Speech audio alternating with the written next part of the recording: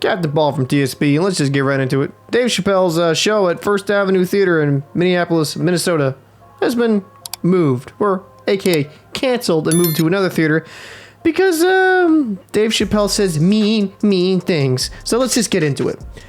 First Avenue released a statement, and I will read their tweet. We hear you. Tonight's show has been canceled at First Avenue and is moving to Varsity Theater. See our full statement for more.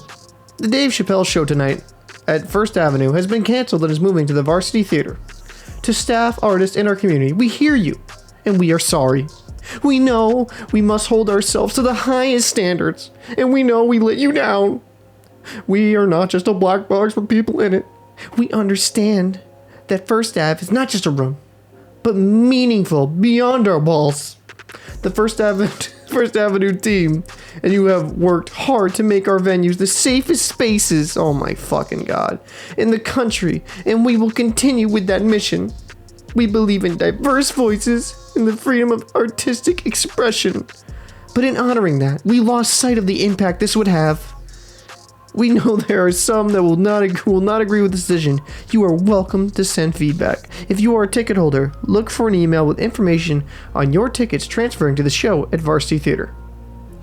So essentially, First Avenue is a woke theater that got peer pressured by some liberals in Minnesota to not have Dave Chappelle on their venue. And you know, it is ironic in a way that they say they champion diverse voices, as long as those diverse voices don't go against their talking points or against their worldview.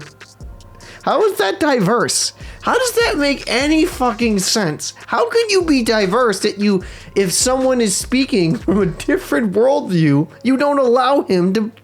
That just doesn't make any fucking sense. Oh my god. The problem here is, and I'm getting tired of it myself, Dave Chappelle is just getting canceled for giving his take on comedy. Dave Chappelle is one of the greatest stand-up acts of all time.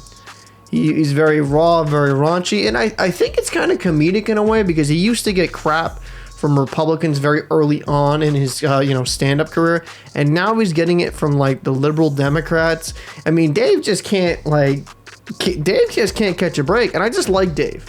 Some of the things he'll say, I'm not necessarily saying I agree with, but I can respect the fact the guy can tell a comedic story and weave these tales with such comedic punchlines. It's just amazing to see. I mean, even if there's a point that necessarily I don't agree with, I can still appreciate the art form it's delivered. You know, I'm just saying, like, there's certain comedians to me, like Stephen Hofstadter, like he's that guy who roasts, he's a big liberal. He's one of my kind. He's one of the pale ginger kids. I mean, I don't find it funny because it's just kind of cringeworthy political commentary I see. I'm like, okay, if I really wanted to get a watered down Colbert, I just would watch the fucking regular Colbert show. So, you know, getting back to it, Dave Chappelle getting shut down, just absolutely put out of the venue because of his comedic stand-up acts it's just dumb. Dave Chappelle has done so much for his local community and has given back far more than most people ever will. I just think it's funny in a way that some jokes and some, I mean, honest with you, blunt truths are exposed, and we don't know how we feel about that. One of his most controversial acts to date, the one about transgenders and the LGBT in the car and stuff like that, the alphabet people is what he calls them. It was absolutely hilarious, but what people forgot in that same special, he talked about one of his friends that was trans that got bullied, and then she eventually, because she didn't follow that dogma, she eventually ended her own life due to the stress and due to the bullying she was facing throughout her community and online. I think it is kind of telling in a way. A man like Dave Chappelle should be allowed to perform at any venue.